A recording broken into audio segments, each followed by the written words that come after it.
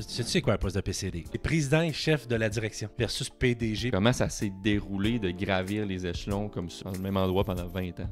C'est arrivé un moment dans ma carrière où j'étais, comme on dit, au sommet. Puis je me créais vraiment, j'étais une étoile dans le ciel, mais que mon poste était aboli.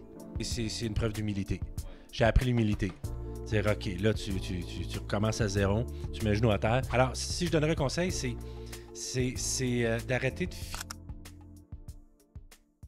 Hey, salut Steve, bienvenue au Piggy Bank Podcast. Ça me fait plaisir, merci de l'invitation. C'est vraiment très agréable de passer un moment avec toi. Ben merci d'avoir accepté. La question brise-glace au Piggy Bank Podcast, je suis un petit comptable de bin, un petit comptable. Là. Je demande toujours aux gens, toi, est-ce que tu utilises Google Sheets ou Excel? C'est un gros débat dans le domaine. Ben, écoute, je ne sais pas si tu as vu durant ma formation, mais je suis comptable de formation moi aussi. Ah, pour vrai? Je savais même pas. La seule chose que j'ai pas faite, c'est mes examens de CMA. OK. Parce qu'à la fin de mon bac en comptabilité, j'ai décidé d'aller plus vers une maîtrise en gestion des personnes dans le milieu de travail. Et alors, je me voyais pas être comptable CPA. Alors, j'ai été allé gestionnaire rapidement. Mais effectivement, je suis un Excel. Okay. C'est probablement l'outil de Microsoft, l'outil d'ordinateur que j'ai utilisé le plus dans ma vie. Alors, que j'utilise encore pour mes affaires personnelles. Alors, oui, je suis très, très, très Excel. Excellent. Mais je savais même pas que tu étais comptable. Très cool. C'est pour ça qu'on a des atomes crochus. Là, ça vient de là. Débit-crédit, il va nous suivre toute notre vie. Tu as parlé un peu de ton champ d'études. Donc, tu as étudié en comptabilité. Tu as fait le switch en gestion. Peux-tu nous parler un peu vraiment de où tu as étudié, puis en fait, vraiment qui t'es personnellement, si tu es à l'aise, là, qu'on apprenne à connaître un peu c'est qui Steve. Oui, je vais essayer de te faire ça rapidement. Vas-y. Mais moi, je viens du bas du fleuve, un petit village qui s'appelle Notre-Dame-du-Lac. Je suis le dernier de 7 enfants. J'ai vraiment été élevé sur une ferme laitière. Alors, moi, je connaissais, j'ai déjà visité un musée d'agriculture avec ma blonde, puis j'expliquais tous les vieux outils, à quoi ils servaient. Puis elle m'a regardé et elle a dit bon, OK, t'es le dernier des Mohicans. Ça n'existe plus des. Alors, moi, j'ai vraiment travaillé avec des vieux outils, des roues en métal pour ramasser des patates. Alors, j'ai connu ça parce que c'était plusieurs générations qui avaient eu la ferme. Alors, mon père qui était le 14e sur 16. Alors, tu vois un peu le genre. Là. J'ai vraiment connu toutes les étapes. Mm-hmm. Alors, comme j'étais le dernier à partir, nécessairement. Ouais. Alors, puis, le printemps, c'était le temps des érablières. On avait une érablière encore là, plusieurs générations que mon frère a repris. La ferme laitière a été reprise par un autre de mes frères. Puis l'été, quand les foins étaient finis, on bûchait. On faisait du bois, autant du bois franc, du bois mou. Écoute, j'ai fait ça. Et j'ai été au cégep de Rivière-du-Loup. En sciences humaines, parce que j'avais aucune idée quoi faire dans la vie. Comme ben du monde, sûrement.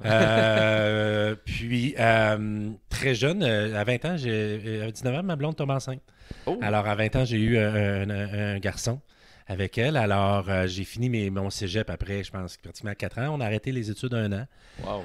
Pour la première année de sa vie, j'ai travaillé à temps plein comme bûcheron. Alors, je détestais la ferme. J'avais dit, écoute, je ne retourne pas sur la ferme. Là. Alors, j'ai fait ça à l'âge de 20-21 ans. Et après ça, je suis rentré à l'université à Rimouski en comptabilité. J'avais 2 frères qui étaient déjà comptables, beau-frère fiscaliste. Alors, j'ai dit, bon, je vais essayer ça. J'avais aucune idée encore que je voulais faire dans la vie. J'avais 21 ans. J'avais un kid. Il fallait que je me décide.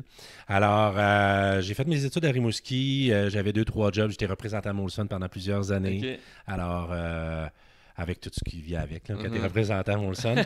Mais puis je m'occupais de mon kid avec ma blonde à cette époque-là. Puis quand j'ai fini à 25 ans, j'ai envoyé mon CV pour une entrevue, pour aller chercher plus d'expérience d'entrevue. Puis, écoute, ils m'ont pris. Alors, je commençais dans une institution financière à 25 ans, à Matane. Et en même temps, malheureusement, on s'est séparés, moi puis la mère de mon plus vieux. Alors, il est parti avec moi. Alors, je suis resté monoparental. Après ça, il a passé sa vie avec moi. Mon fils, majoritairement, il voyait sa mère une fois de temps en temps les week-ends. Mm-hmm. Mais son métier, elle permettait moins de l'avoir à temps plein. Elle était policière, alors avec les horaires typiques. On n'était pas dans la même ville. Moi, c'était plus stable. Alors, il restait avec moi. Alors, j'ai commencé ma carrière comme ça à 25 ans, en institution financière, pendant les 20 années qui ont suivi. Alors, puis là, écoute, je suis rendu grand-père 2 fois. OK, félicitations. Merci. Okay, La dernière, ça paraît pas. La dernière à 12 ans. Non, j'ai pas... Plus de cheveux que moi. Oui, le monde me dit souvent, t'as quel âge? J'aimerais être grand-père 2 fois. Ben, j'ai 49. Je viens juste d'avoir 49. Grand-père à 46. Ton enfant jeune. Oui, puis 3 autres après que j'ai eu. Alors, wow. Ça ressemble un peu à ça, c'est ce qui je suis. Alors, j'étais pas destiné à être en habit-cravate au début de ma vie. Ça arrive comme un cheveu sur la soupe, comme on dit. Mais Colin, OK, quand même une jeunesse, disons ça comme ça, assez rocambolesque, atypique, disons ça comme ça. Puis c'est parfait parce que c'est ça le concept du podcast. Donc, tu as fait 20 ans dans une institution financière. Tu as gravi quand même les échelons, là, disons-le. Malgré un début quand même pas évident. Tu n'as pas eu le parcours je vais à l'université, je reste chez mes parents, j'ai personne à m'occuper sauf moi. Comment tu as fait pour... Puis là, je dis comment tu as fait, là, je veux pas nécessairement la recette de la caramel, mais comment ça s'est déroulé de gravir les échelons comme ça dans le même endroit pendant 20 ans? T'sais? Bien, il y a plusieurs manières de le voir. Quand on travaille pour une grande entreprise, une grande institution financière, on a l'opportunité de faire plusieurs jobs différents, dans plusieurs départements différents, ce qui fait que sans avoir besoin de quitter un emploi et de recommencer un autre. Alors, tu gardes tes avantages sociaux, tu gardes ainsi de suite, mais ça te permet de changer de travail. Ça, c'est un bout que j'ai trouvé agréable parce que j'ai fait environ 9 ans dans le réseau des particuliers, puis les autres années au niveau commercial, puis c'est 2 mondes totalement différents, alors sans quitter nécessairement l'entreprise. Ouais. Alors ça, c'est le fun. Je te dirais que c'est arrivé... moi, j'ai toujours voulu faire de la gestion. Okay. J'ai toujours été capitaine de mes équipes de sport. J'ai toujours été le gars qui était impliqué, mais souvent comme président d'un comité. Alors, ça se faisait naturellement. Puis c'est pour ça qu'à la fin de mon bac, je me voyais pas être comptable. Vraiment pas. Et j'ai fait une maîtrise en gestion des personnes en milieu de travail qui m'a vraiment beaucoup aidé dans ma carrière à bien comprendre les employés. Tu sais, puis comme me disait un prof, il dit, tu vas comprendre que quelqu'un, un employé, s'assoit devant toi puis il se relève pas tout de suite. Il y a de quoi te dire. Il faut que tu sois capable de déceler ces choses-là. Alors, la maîtrise, même si j'aimais ça, je pensais que j'étais bon, m'a aidé à me pousser encore plus loin dans cet aspect-là. Alors, ça m'a beaucoup aidé dans ma carrière. Alors, puis ça, je l'ai fait pour moi. Tu sais, je le faisais pas parce que j'aurais pu faire un MBA. Et à quel âge tu as fait ça, excuse? J'ai fait ça, j'avais fin vingtaine. OK. Fait quand même dans le début de ta carrière. Oui, fin vingtaine, je l'ai fait. Puis c'était agréable parce que tu parles avec d'autres gestionnaires de d'autres entreprises et non la tienne. Ouais. Alors, tu peux dire ce que... Tu te sens plus à l'aise de dire ce que tu veux, les situations problématiques. Alors, ça a été agréable. Mais gravir les échelons, je te dirais, je le vois plus ou moins comme ça. Parce que oui, j'ai gravi les échelons sans trop avoir besoin de demander. Tu sais, souvent, au début de ma carrière, on me disait, ben Steve, on te verrait là, ça te tente-tu, et ainsi de suite. Et il est arrivé un moment dans ma carrière où j'étais, comme on dit, au sommet... au sommet de ma carrière, mon Dieu, ma montre sonne. Puis je me créais vraiment, j'étais une étoile dans le ciel, mais que mon poste a été aboli. Ah oui, OK. Et là, on dit, OK, mais là tu trouves d'autres choses. Et là, tu te dis, mais vous allez me trouver d'autres choses. Ben non, là, si tu vas être aboli dans 6 mois, puis tu as 6 mois de trouver d'autres choses, sinon tu t'en vas. Ah, OK. Alors, t'es au top, là. Ça fait 8-9 ans que tu travailles. T'es parmi les meilleurs. T'es reconnu parmi les meilleurs, mais parce qu'il y a une restructuration. Ouais. Alors, ça, j'ai vécu ça de dire un bon matin, vendredi matin à 9h. En passant, je dis aux gens, faites jamais d'annonce les jeudis, vendredis. Ça, dans ma carrière, c'est une chose que je peux vous dire. Ben, c'est parce que si tu fais une mauvaise annonce à un employé, jeudi, vendredi, pour aller se trouver des ressources, c'est le week-end, c'est plus difficile. OK, ouais, je comprends. Alors, début de semaine, ça lui permet de se tourner de bord puis d'essayer de passer un meilleur week-end. Sinon, il passe un mauvais week-end, il arrive le lundi, il commence à chercher les ressources. Alors, moi, je l'ai vécu un vendredi. Faites pas ça. OK, bon, faites pas premier ça. conseil. Oui, c'est un bon conseil. Et là, écoute, on recommence à zéro. Et là, c'est un des meilleurs choix que j'ai fait dans ma carrière. OK. J'étais début trentaine et j'ai changé de branche. J'étais allé au commercial. OK. Toujours dans la même entreprise. Toujours dans la même entreprise. Et pour tout le monde, c'était que je subissais une démotion. Un recul dans ma carrière parce que le grade était moins élevé, et ainsi de suite. Alors, c'était comme la fin du monde, là. Mais non, ça avait été mon choix parce que je voulais aller gestionnaire dans l'autre branche. Mais la gestionnaire senior à l'époque m'avait dit, ben, si tu veux l'être, il faut que tu connaisses la job. J'ai dit, parfait, je vais la connaître. Ouais. Elle m'avait dit, je te donne 3-5 ans, puis arrange-toi pour pas fermer. Parfait. OK. Alors, j'ai commencé à l'autre branche, puis finalement, au bout de 2 ans, 3 ans, 4 ans, je finis des meilleurs au Canada. Mais je suis parti d'un expert reconnu, et le vendredi, et le lundi matin, j'étais un junior qui connaissait rien. Ouais. Seul dans son bureau, plus de gestion. Puis ça, comment tu l'as vécu? Ben, c'est comme payer sur le bouton reset un peu. C'est une preuve d'humilité. Ouais. J'ai appris l'humilité. C'est OK, là, tu recommences à zéro, tu mets le genou à terre. Mais ça a été un de mes meilleurs choix de carrière. OK. Parce que j'ai appris le métier, j'ai appris que faire un pas de côté, un pas en arrière, ça ne veut pas dire que tu n'es plus bon comme avant. Ça veut pas dire... Et ça, j'ai essayé de l'inculquer aux plus jeunes plus tard, mais c'est pas évident de dire OK, j'accepte de. Parce que tu te vois toujours au top, mais souvent je leur disais, tu es au top à 35 ans, tu vas faire quoi après? C'est ça. Ouais, mais non, tu vas faire quoi après? Un jour, si tu le fais pas par toi-même, ben, le système va te ramener. Des fois. Alors, c'est pas tout le monde, un peu comme dans la ligne junior majeure. Il n'y a même pas 1% qui sont dans la ligne nationale. C'est la même chose dans les grandes entreprises. C'est une pyramide. Il y a moins de monde en haut qu'il y en a en bas. Ouais. Puis ça, tu sais, là, ça c'est après coup, mais est-ce que tu te souviens, parce que ça fait quand même quelques années, là, sans dire que t'es vieux, pas ça que je veux dire, mais ça fait quand même quelques années, mais est-ce que tu te souviens à ce moment-là si t'avais cette attitude-là aussi ou t'avais vraiment trouvé ça tough de faire le move puis de resetter un peu, tu sais? Je l'avais trouvé tough, mais j'avais du temps de réflexion. Okay. Puis je m'étais entouré de bonnes personnes. J'avais rencontré, je me souviens, une psychologue qui était spécialisée en orientation de carrière. Une dame assez âgée ou d'expérience plutôt. J'avais beaucoup aimé. Elle était calme, elle me faisait réfléchir. Puis plus je parlais avec elle, puis plus qu'elle me disait, ben ça a fini vraiment par une belle ligne horizontale, verticale avec les pour et les contre.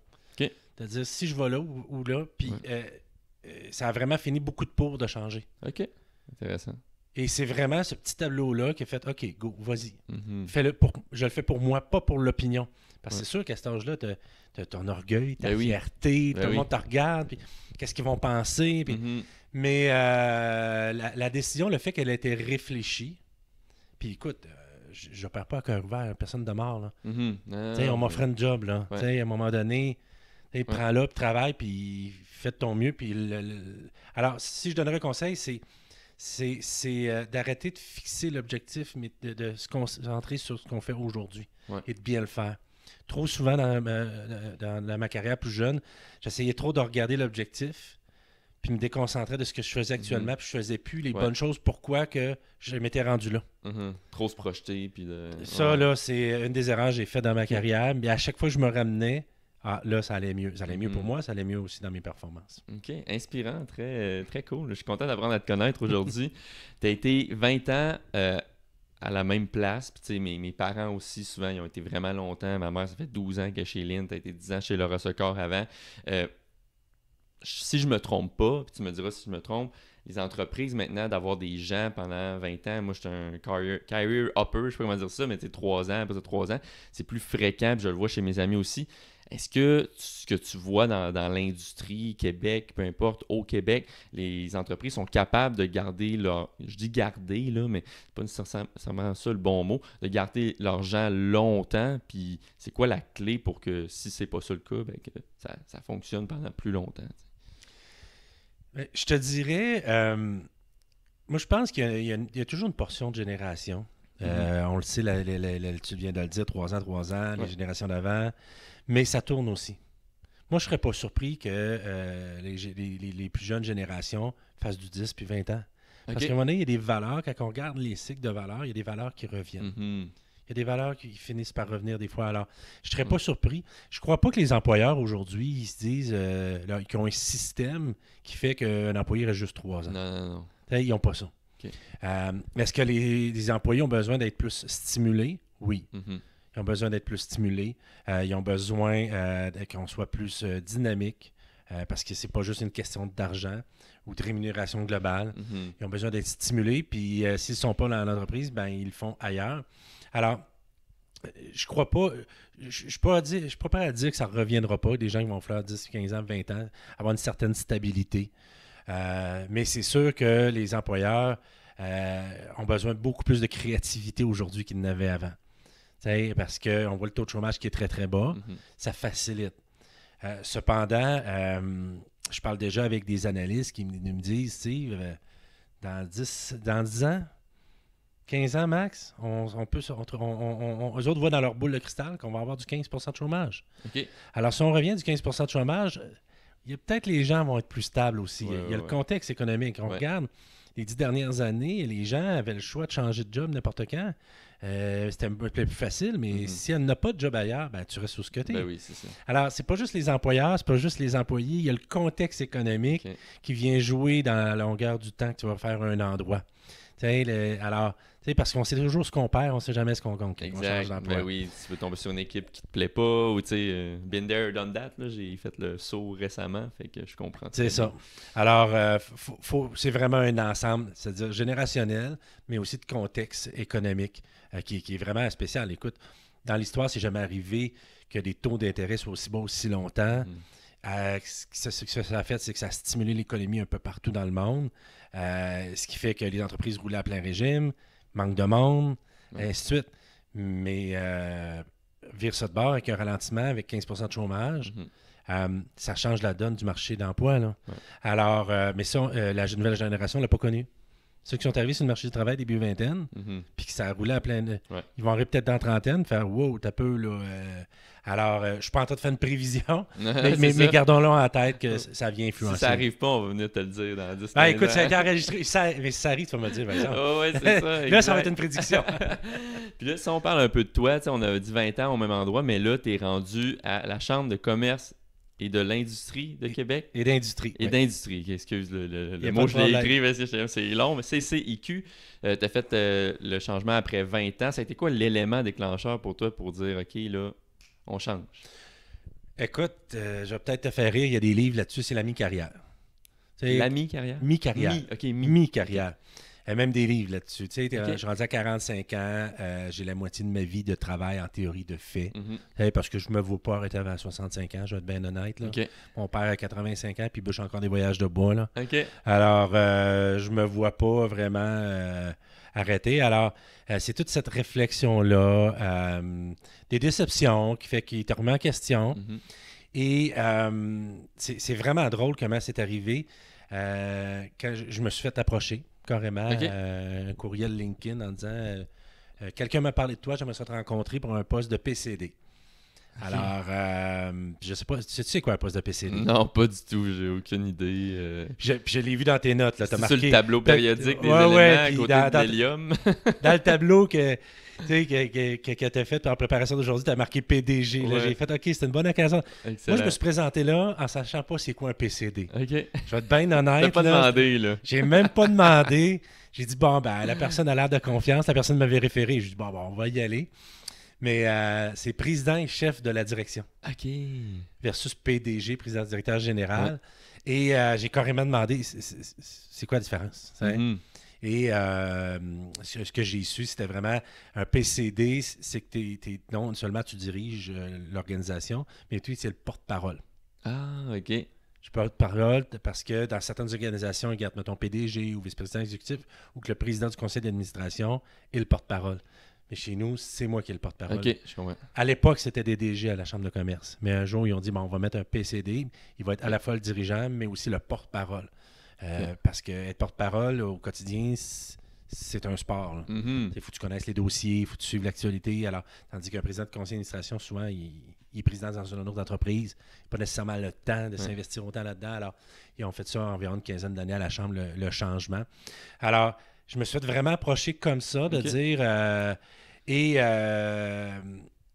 c'est des anecdotes, mais je me souviens, la table était ronde et je me suis présenté là sans ne savais pas c'est quoi le poste. Et quand je l'ai vu, j'ai vu la feuille, puis là, je m'étirais le cou pour dire c'est quoi ça? Et quand j'ai vu le chambre de commerce, j'ai dit c'est tout ça le poste? Elle a dit oui. J'ai repoussé la feuille, je ne fais pas ça. Ah ouais? Ah non, j'ai dit, je fais pas ça. Okay. Écoute, j'allais même pas aux événements de la chambre. Ah ouais. J'allais même pas, je trouvais ça plate. Ça me tentait pas. T'as ça plate? Ouais, je peux te jurer, j'ai reçu des coups de téléphone quand j'ai accepté le poste, ça a été public par mes anciens employés. Là. Ah ouais? Ah ouais, c'était plate la chambre, puis t'es rendu là. Ouais, c'est ça, mais ça arrive. Ah, j'ai dit, on va essayer de la faire moins plate. Non, mais j'aimais pas aller au dîner, j'aimais pas aller. Je me retrouvais pas là-dedans, alors c'est sûr que. Quand j'ai décidé d'accepter, c'était de mettre mon empreinte aussi. C'est-à-dire comment je peux aller chercher des gars comme moi qui n'aimaient pas ça, c'est ça. Puis les attirer aujourd'hui en sachant cela. Alors, exact. J'ai accepté le mandat. Le plus gros défi, c'était l'aspect public, parce que j'avais jamais fait ça de ma vie. Okay. Je vais être très transparent avec toi. C'était parce qu'il y avait des défis, vraiment, comme organisation. Quand ils m'ont approché, ils cherchaient un profil comme le mien, qui connaît les finances, qui connaît le marché des affaires. Parce qu'une bonne partie de ma carrière, je l'avais faite dans les parcs industriels, à visiter des entreprises. Alors, tu sais, les secteurs d'activité, les chaînes d'approvisionnement, les financements, les problématiques des entreprises peuvent vivre, ça, je les connais. Okay. Mais faire des entrevues, j'avais jamais fait ça. Alors, mais c'est un skill qui s'apprend, puis tu as de l'air à ça s'apprend, mais ça s'apprend, mais tu as toujours peur de te planter. On voit plein d'histoires d'horreur. Là, oui, c'est sûr. On voit plein d'histoires d'horreur à la télé. Là, puis, je voudrais pas être le pire président, chef de la direction de l'histoire de la chambre de commerce. Là, alors, tu as toujours ça au-dessus de la tête. Tu fais comme, non, je veux pas. On veut bien faire les choses parce que je représente la communauté d'affaires, nos membres. Alors, ça a été le plus difficile, je te dirais, au niveau du stress, l'anxiété, de dire comment je vais être crédible sans attaquer personne, mais en disant c'est quoi les besoins. Parce que souvent, les gens m'associent à la politique, puis j'arrête pas de le répéter, je ne fais pas de politique. Je ne suis pas un élu. Alors, je ne critiquerai jamais un élu. Lui, il s'est fait élire par ses citoyens, pas moi. Moi, je suis un employé permanent. J'ai un salaire, je suis embauché par un conseil d'administration pour représenter des membres et une communauté d'affaires. Alors, quand je fais des sorties publiques, quand je me positionne, c'est toujours basé sur des études, des sondages qui démontrent les besoins. Il faut vraiment que j'ai des sources crédibles d'informations pour sortir publiquement et non juste critiquer en disant c'est de la chenoute ce qu'il vient de faire. Ben oui, c'est ça. Non, si je dis ça, il faut que j'aie des solutions, il faut que j'aie des... Alors, c'est pour ça que ça, je me reconnaissais là-dedans. Ça, j'étais confortable. Si je sors publiquement, mais je suis sur des sources liées à la science, ça, je suis correct. Mais si ça arrêtait juste de donner une opinion, oublie ça, j'aurais jamais été... c'est ça. J'aurais jamais été préparé, puis tu connais aussi ton... On finit par connaître nos sujets, tout ça, puis je suis bien entouré. J'ai des bonnes équipes autour de moi. Alors, non, c'est... Ça a été stressant pour les premières années, mais aujourd'hui, après 4 ans, veux pas, les gens qui sont autour de moi, c'est des gens que j'ai embauchés, des firmes externes qui m'aident au niveau de relations publiques, c'est des firmes que j'ai choisies de travailler avec eux autres. Alors, ils me connaissent, ils savent les besoins de l'organisation. Alors, tout le monde travaille ensemble en tandem. Parlant des besoins de l'organisation, justement, tu sais, originaire du Saguenay, mais quand même... Québec depuis 2010. Puis la chambre, je connais très peu ça. Et là, je me lance dans la joie entrepreneuriale. Je peux dans ça, l'aventure, devrais-je dire, entrepreneuriale. Peux-tu nous parler un peu de l'objectif de la chambre? C'est correct si on appelle ça la chambre? La CCIQ. Oui, la chambre, c'est correct. L'objectif, puis la mission, tu sais, de représenter les membres et tout, mais encore, tu sais. C'est que si on regarde à Québec, un organisme qui représente les gens d'affaires, les dirigeants, les entreprises, puis qui a une totale indépendance. Tu sais, t'en auras pas. Parce que nous, la Chambre de commerce, on est un OBNL. On est un OBNL qui est non subventionné. Alors, moi, quand je recommence mon année financière, je recommence à zéro. Alors, je vis de mes revenus de membership et des événements, partenariats, et ainsi de suite. Alors, ça c'est... On a le... Comment on dit... on a notre force et notre faiblesse. Ce que je veux dire, notre force, c'est qu'on est indépendant. Alors, si je ne suis pas d'accord avec le budget du gouvernement et que je dis que certaines mesures auraient dû être ajoutées ou non, j'ai pas peur que le gouvernement me coupe mon chèque. Je peux dire ce que je veux, je suis indépendant. Très cool. OK? De l'autre côté, c'est ma faiblesse. C'est-à-dire que moi, chaque année, comme un OBNL, puis il y a plusieurs OBNL qui vont se reconnaître, tu fasses tes fins de mois, il faut que tu fasses ton année financière. Tu peux pas dépenser l'argent comme tu veux.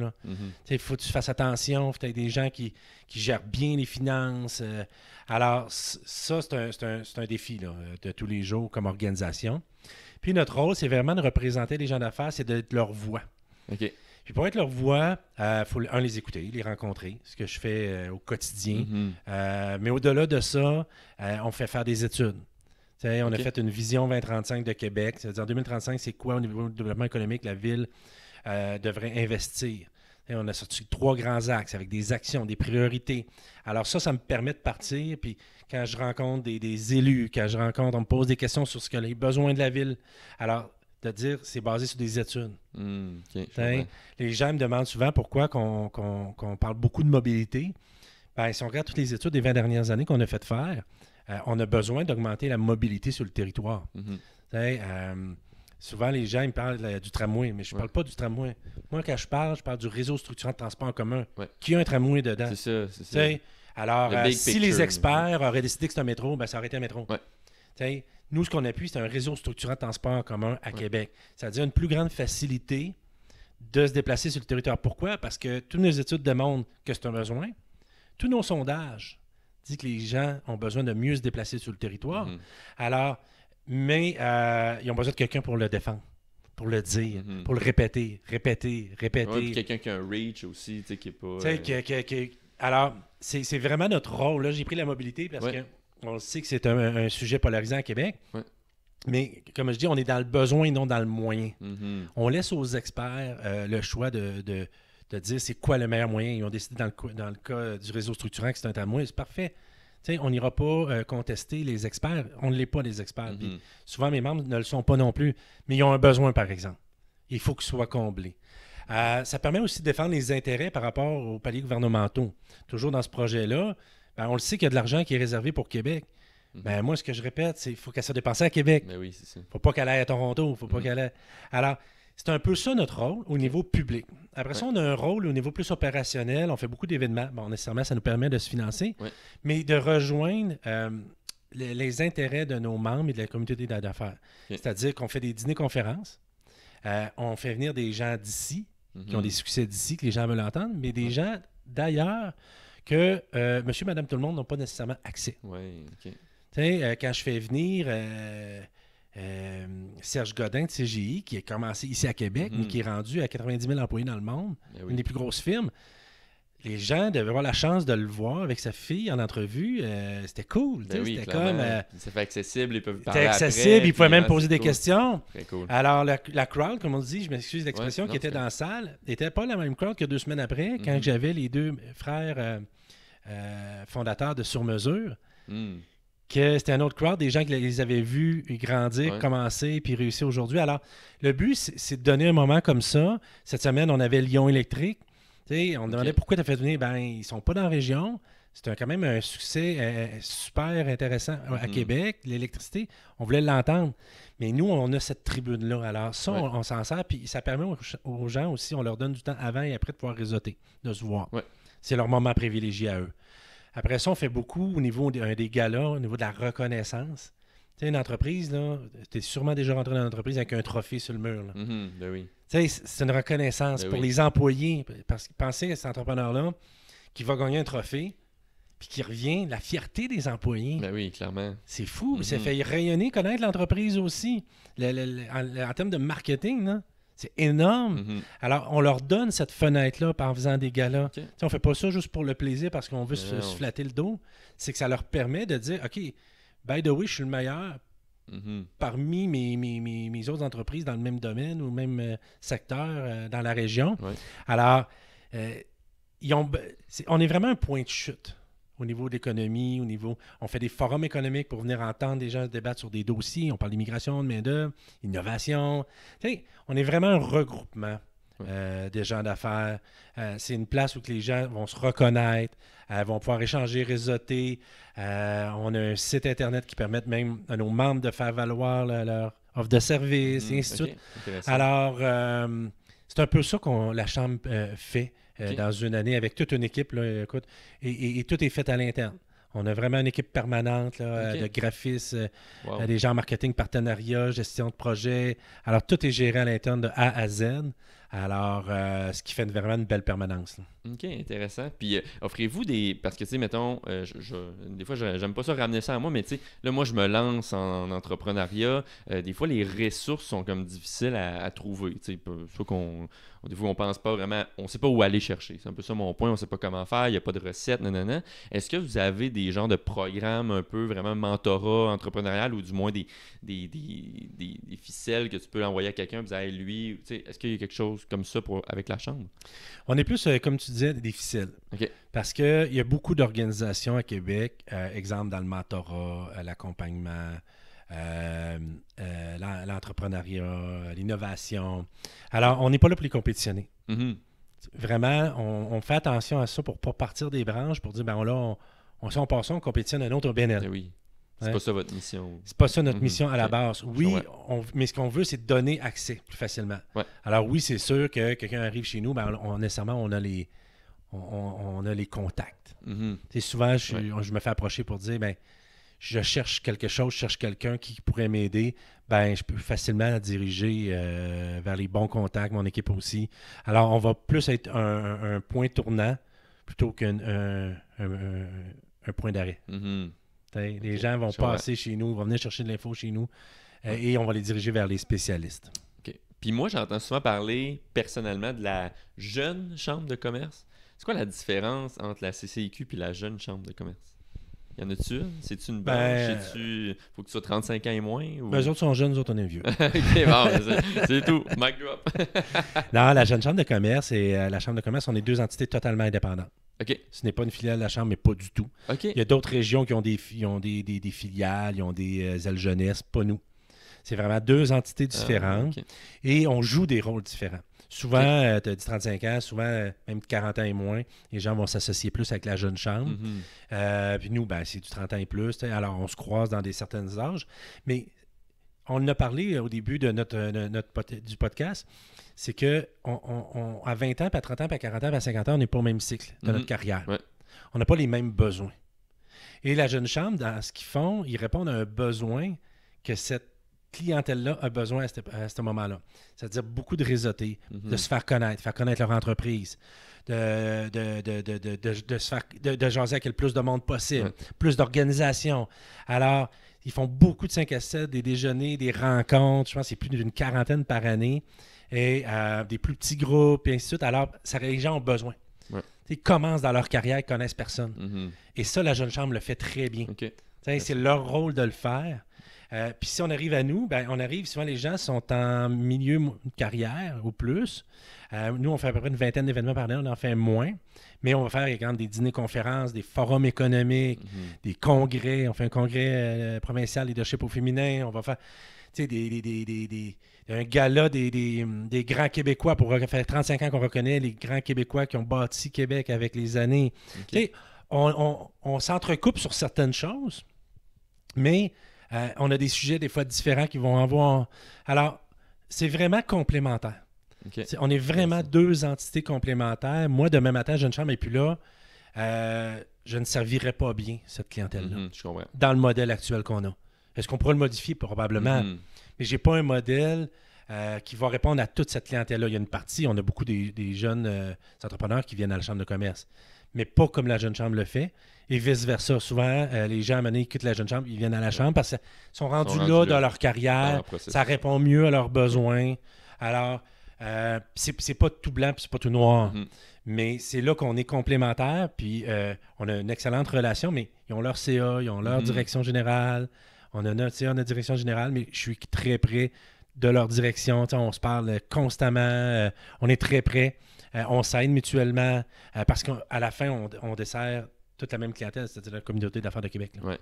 Puis, tantôt, tu as parlé un peu de la vision 2035, qu'il y avait des défis quand tu es arrivé à la CCIQ. Mais peux-tu nous parler un peu, fais ça comme tu veux, dans le sens si ça va dans l'axe 2035 je fais pas mal comme je veux depuis le début. Ouais, c'est parfait, excellent. Non, mais je veux comprendre un peu peut-être les plus grands défis de la Chambre en ce moment. C'est-tu les plus grands défis de la Chambre? Les plus grands défis de la Chambre, c'est de continuer à défendre les intérêts. des gens d'affaires. Ça, c'est clair. OK. Et sans embarquer dans l'ajout politique. Je l'ai dit, on n'est pas des politiciens, on n'est pas là pour ça.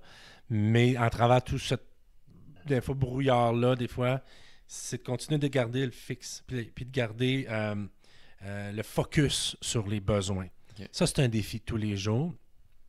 C'est un défi de visibilité, de rester visible, parce qu'aujourd'hui, tout le monde veut être visible. Mais comment on peut l'être? Parce que plus on l'est, mieux on défend, mieux on faut connaître les besoins des jeunes d'affaires, leur voix est entendue. Ouais. On a un défi de contenu, c'est-à-dire de créer du contenu crédible.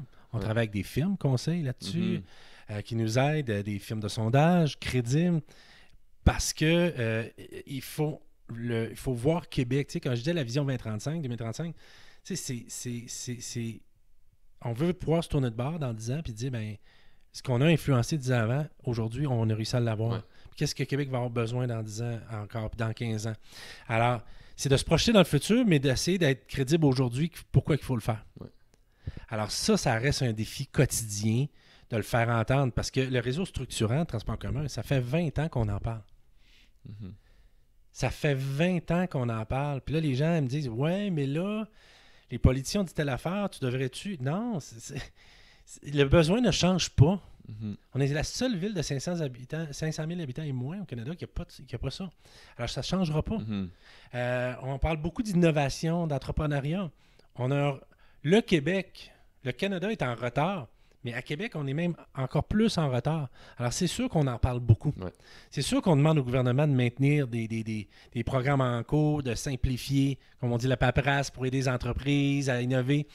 Mais, tu sais, les problèmes de main-d'œuvre, c'est pas juste l'immigration, et aussi l'innovation. Alors, c'est de faire entendre notre message. Alors, ça reste un défi. Puis les gens ont l'impression, parce que les gens ont l'impression, ouais, mais on dit, vous êtes toujours sur la même affaire.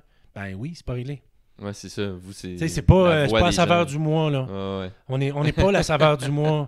La vision 2035, il y avait la vision 2025 qui avait été faite avant. 8 ans plus tard, on a fait la vision 2035. Mais 75-80% de ce qu'il y avait dans la vision 2025 s'est retrouvé dans la vision 2035. Ça n'a pas été réglé. Ben, si on aurait tout changé, c'est parce qu'on l'avait mal fait avant. À un moment donné, dans une vision d'une ville, tu ne peux pas changer à tous les 10-15 ans. C'est une vision à long terme. Alors, les visions qu'on a pour un réseau structurant, on parlait d'un TGV, TGF à Québec. C'est une vision dans 50 à 100 ans. Il faut regarder plus loin. Alors, c'est de garder cette crédibilité-là aujourd'hui pour des besoins futurs. Alors, c'est vraiment des défis de tous les jours. Mais la vision 2035, c'est 3 grands axes. C'est déployer les atouts de Québec, c'est-à-dire de mettre Québec en valeur pour attirer des gens ici, des employés, mais des entreprises. Le deuxième, c'est la mobilité. J'en ai parlé beaucoup. Puis, puis on parle de mobilité moderne. Ouais. Parce que souvent, les gens me disent, oui, mais tu veux que les gens prennent le transport en commun? Ben, je veux pas que tout le monde prenne le transport en commun. Les vélos. Je veux que les gens, il faut donner des alternatives de plus aux gens. Ouais. C'est juste ça. On veut offrir des alternatives. Alors, et le dernier, innovation, entrepreneuriat. Alors, c'est les 3 grands axes de la vision 2035. Intéressant. Puis, ça me permet aussi de te dire, c'est que l'automne passé, on a sorti un indice, on appelle ça l'IPS, l'indice de performance socio-économique de la Ville de Québec. OK. Et ça, c'est un indice unique à Québec. OK. C'est-à-dire, souvent, les gens voient des sondages sortir avec des études qui comparent Québec à des grandes villes. Exemple, Vancouver, Toronto, Montréal. Mais on n'a pas le même tissu économique que Vancouver à Québec. Alors, c'est dur de se comparer. Alors, ce qu'on a fait, on a travaillé avec une firme conseil. On a sorti un indice qui fait qu'on se compare à 10 villes nord-américaines. OK. On a pris 4 axes. On s'est dit, il faut que ces 4-là se ressemblent. C'est-à-dire la grosseur de la population. Ouais. Comparons pas une ville de 100 000 habitants. Oui, c'est ça. Le PIB, similaire. OK.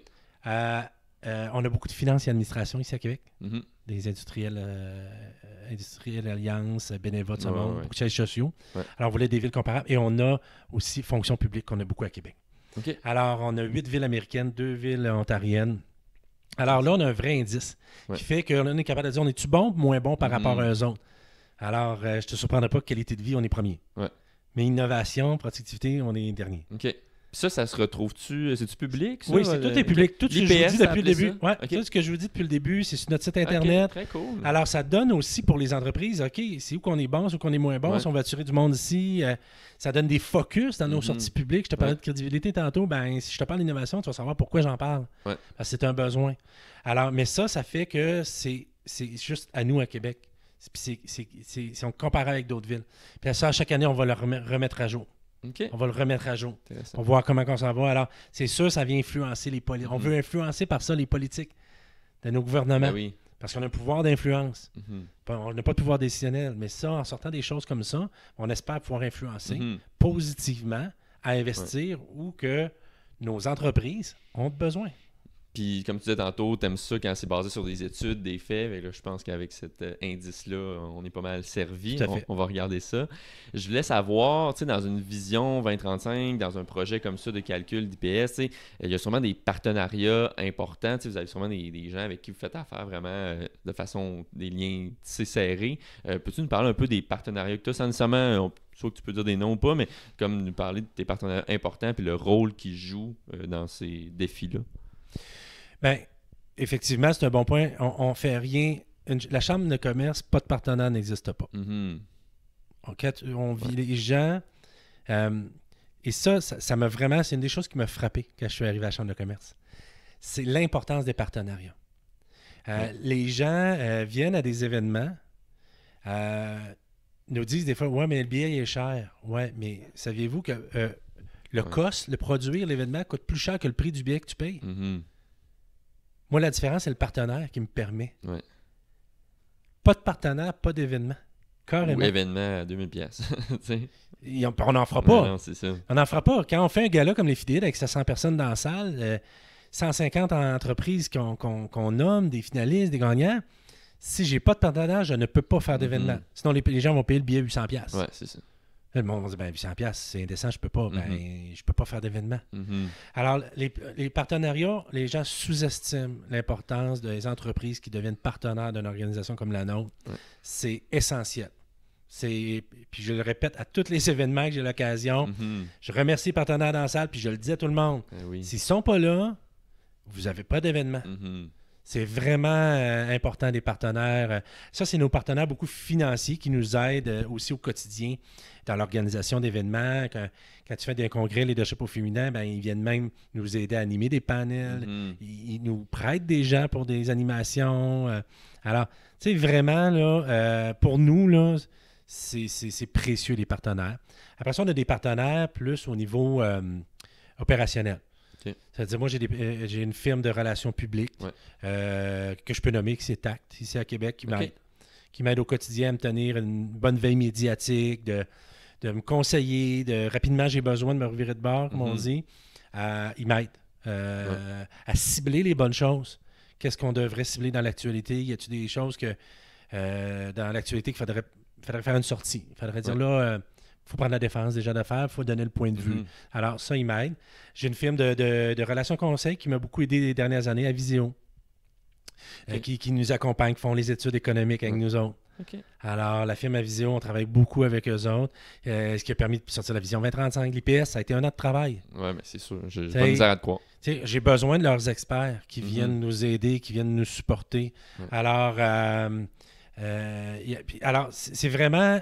Une OBNL comme la nôtre, puis je reviens beaucoup à la crédibilité, notoriété, il faut des experts s'entourer. Puis quand je dis notoriété, ce qui fait beaucoup de notoriété, on est la deuxième plus vieille chambre de commerce, on dit en Amérique, là, mais on va dire au Canada. On a 215 ans d'histoire cette année. C'est qui la première? C'est Halifax. OK. Puis là, on a mis un espion pour la faire fermer. ouais, ben c'est là que je m'en vais là, après l'enregistrement. Non, Halifax était premier, puis c'est même Halifax qui a influencé pour qu'on ait la nôtre à Québec. OK, intéressant. Je pense qu'ils ont une vingtaine d'années, 20-30 ans de plus que nous. Alors, on est la deuxième plus vieille au Canada chambre de commerce. Alors, on était vraiment dans les débuts de la fondation de la ville, là. J'aimerais t'entendre sur un sujet que je suis vraiment pas ferré, probablement que tu l'es plus que moi, mais je vois beaucoup d'articles passer, je les lis pas nécessairement, mais que justement les gens qui ont des entreprises, les entrepreneurs, qui sont justement peut-être plus âgés, whatever, qui vont vendre là, dans les prochaines années. Puis je lis beaucoup que les gens sont pas prêts à vendre, il va y avoir plein d'entreprises à vendre sur le marché. Je pourrais t'entendre là-dessus un mot ou deux, je sais pas si tu as une opinion, je sais pas si tu as utilisé le sujet. Ben, oui, je connais très, très bien le sujet. Dans mon ancienne carrière, on faisait beaucoup d'achats-ventes d'entreprises, tout ça. Puis effectivement, il y a beaucoup de... Puis c'est drôle, on en parlait il y a 20 ans, 15 ans, 10 ans, 5 ans. Puis on a l'impression que c'est toujours la même chose. C'est-à-dire qu'il y a beaucoup de vendeurs, peu d'acheteurs. C'est difficile de pouvoir vendre, les conditions, le timing. Tu sais, beaucoup... Un peu comme... Moi, je suis un salarié, je prends ma retraite à 60 ans, j'ai un fonds de pension, c'est fixe, je le sais, je vais avoir tel montant. C'est stable. Un entrepreneur, là, s'il dit, j'ai 50, je veux vendre dans 10 ans, souvent, ils peuvent arriver à 60 ans et dire, wow, le marché n'est plus le même, là. Le marché n'est plus le même qu'il y a 10 ans parce que ça évolue tellement vite. Le prix que je pensais le vendre n'est plus le même. Les gens que je pensais qu'ils allaient acheter ne veulent plus. Mes enfants ne veulent pas, j'ai pas d'employés, le marché n'est pas à la même place. Mais ça, il y a 50 ans, il restait juste 10 ans, ils ne savaient pas ça. Alors, toute cette instabilité-là du marché, qui peuvent évoluer, il y a beaucoup de variables. Ce que je veux dire, c'est que quand il y a des ventes d'entreprises puis qu'il y a des décisions à faire, c'est qu'il y a énormément de variables. C'est-à-dire, le secteur d'activité actuellement qu'il est, il est dans un haut cycle? Il est dans un bas de cycle? Tu sais, remonte il y a 5 ans, là. Des immeubles à bureaux à Québec, là, je ne sais pas si tu sais, mais ils se vendaient pas mal plus cher qu'aujourd'hui. Oui, aujourd'hui, le monde, il travaille de chez eux. Là. Et voilà. Mais s'il y a quelqu'un qui a acheté il y a 5 ans, mais quelqu'un prévoyait vendre aujourd'hui, c'est plus un bon marché. Là. Alors, les entrepreneurs sont beaucoup pris avec ça, cette problématique-là de dire, de se projeter dans le temps et de dire à quel prix je vais la vendre. Puis moi, j'aimerais ça la vendre à tel prix parce que ça va me permettre d'avoir assez d'argent pour, un peu comme mon fonds de pension, le reste de mes jours. Quand tu arrives à 60 ans et tu n'as pas ton prix, tu n'as pas ton acheteur, tu fais quoi? Alors, tu regardes plus longtemps. Tu regardes plus longtemps. Si tu regardes plus longtemps, ça veut dire des réinvestissements. Mais là, tu dis un peu, je suis rendu à 60, je réinvestis dessus. Ça me prend 5-7 ans pour voir mon investissement. Plutôt, je vais te rendre à 67. Alors, le monde n'a pas idée des questionnements. Est-ce que les banques ont de l'appétit pour ce financement-là? Il y en avait peut-être il y a 4 ans, mais ils n'en ont plus aujourd'hui. Même les banques, au niveau capital, plus de risques, ils n'ont peut-être plus d'enveloppe dans ce secteur-là non plus. Ils n'avaient avant, ils n'ont plus. C'est toutes des affaires qu'on pense pas. Même moi, en tant comptable, j'aurais jamais pensé à ça. Puis, alors, c'est ça qui arrive. C'est pour ça que c'est pas évident pour les entreprises, les entrepreneurs, on va dire, qui dirigent ces entreprises-là, d'avoir vraiment à quel moment vendre. Puis dire, il y aurait un timing pour le vendre, mais les gens sont encore en pleine forme puis ils veulent travailler. Excuse-moi. Ils veulent travailler encore longtemps. Mais le timing serait là. Ouais, non, je suis pas prêt. J'attends. Hop, le timing n'est plus là. Hop, j'avais identifié des gens dans mon entreprise pour faire la relève. J'ai trop attendu longtemps, ils sont partis ailleurs. Je pensais que ma fille allait reprendre la relève. Ça ne tente plus. Alors, c'est un peu ça. Alors, je ne sais pas si ça répond un peu à ta question. Ça répond très bien à la question. Les gens vont se faire leur propre idée. Moi, je fais juste comparer ça à quand tu veux changer d'auto. OK, je mets-tu des réparations, je m'en achète une neuve, mais là, c'est comme x 1000 la complexité. Oui, effectivement, c'est x 1000. Là. Steve, j'aurais 2 petites dernières questions pour toi. Premièrement, j'aimerais ça que les gens qui écoutent le podcast, qui apprennent un outil peut-être que tu utilises. On a parlé d'Excel tantôt, mais as-tu un autre outil de productivité là, qui t'aide à organiser ta vie ou qui te sauve la vie au quotidien? Écoute, t'es bonne ta question. Non. Je l'avais pas vu venir. Mais écoute, sérieux, celui qui a changé mon mode de travail, mais encore plus qu'Excel, c'est OneNote. Oui, bien sûr. Je travaille avec OneNote depuis 15 ans et ça a changé ma vie. C'est fini les pages de notes, puis j'ai OneNote que j'utilise parce que il y a une manière OneNote est un outil beaucoup plus puissant qu'Excel. Beaucoup plus puissant que PowerPoint puis de Word. Mais les gens le connaissent peu. Et moi, je l'utilise vraiment. J'avais même pris une petite formation pour être sûr de bien l'utiliser. Mais écoute, tu verras mon OneNote, c'est full. OK. J'ai quelques grands thèmes. Après ça, plusieurs tiroirs. Ouais. Toutes mes rencontres avec mes employés, des rencontres avec des partenaires, des rencontres à préparer, des allocutions à préparer. Tout est dans OneNote. OK. Je n'ai aucun papier sur mon bureau, des petits papiers qui traînent, mais je ne prends pas de notes dans aucun cahier. Et petite anecdote qui est drôle, c'est que OneNote, je l'ai sur mon téléphone. Ben oui. Alors souvent, j'arrive dans des conférences, puis je prends des notes. Ouais. Le monde a l'impression que je suis en train de texter toute la conférence, puis j'écoute pas. Je suis obligé de dire aux gens, écoutez, juste dire, je texte pas, je prends des notes. Oui. Alors, je me fais un peu taquiner là-dessus. Là. Ouais. Mais alors, tout ce que je prends là, quand j'arrive à mon bureau, à l'ordinateur, ben tout est là. Toutes mes notes que j'ai prises. Je pense à quelque chose le soir, je le mets là. Alors, écoute-moi, là, c'est l'outil... un autre conseil que je donnerais, si vous êtes capable de travailler avec OneNote, 100%. c'est le meilleur outil pour votre carrière parce que tu gardes tout là-dedans. Ouais. Tu gardes tout. Moi, je dis souvent que, parce que je l'utilise aussi depuis vraiment longtemps, je dis souvent, j'aurais coulé mon université si c'était pas de OneNote. Parce que je prenais tout le temps les screenshots de toutes les slides importantes, puis au lieu d'étudier avec les 125 slides, j'étudiais avec 10 slides. C'est ça. Très bon truc. T'as bien répondu finalement, même si tu l'avais pas venu. J'ai une dernière petite question pour toi. Il y a le beau petit cochon ici qui a été fait par ma mère Linda, très habile de ses mains. En fait, au Piggy Bank, je veux toujours qu'on... Ben, c'est pas obligatoire, là, mais j'aime ça rattacher une cause caritative à tout ça parce que, bon, on reçoit des invités, on discute, puis je demande aux gens si vous voulez contribuer à une cause caritative qu'on va choisir ensemble, mais pas encore déterminée. Donc, un petit don dans la Piggy Bank si ça t'intéresse. C'est clair qu'on va contribuer. Écoute, on va contribuer à la hauteur de 500 $. Excellent. Alors, on est très content que la Chambre de commerce de l'Industrie de Québec contribue à ça. On va choisir la cause ensemble. Parfait. Il y a plusieurs bonnes causes à Québec qui ont besoin, puis je pense que tu n'auras pas de misère à trouver une bonne cause qu'on peut appuyer ensemble. Ouais. Steve, merci beaucoup. Ça a été un plaisir, mon cher. Cheers. À la prochaine. Hey, merci. Si vous avez apprécié cet épisode, il serait très important de laisser une revue avec beaucoup d'étoiles et ce, peu importe la plateforme sur laquelle vous l'écoutez. Si vous êtes sur YouTube, laissez un commentaire ainsi qu'un like. Ceci permettra au podcast d'être propulsé par l'algorithme. Partagez cet épisode avec vos amis et on se dit à la prochaine.